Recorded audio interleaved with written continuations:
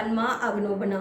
અકોટા રામપુરા વુડાના ચોથા માળના મકાનમાં આગનો બનાવ. અકોટા બ્લોક 11 રામપુરા વુડાના મકાનમાં લાગી આગ. એસીમાં શોર્ટ સર્કિટ થવાથી આખા ઘરમાં આગ પ્રસરી. ફ્રીજ, એસી સહિતનો સામાન બળીને થયો ખાક. ફાયર જવાનોએ આગ પર મેળવ્યો કાબુ. કોઈ જાનહાનિ થવા પામી ન હતી.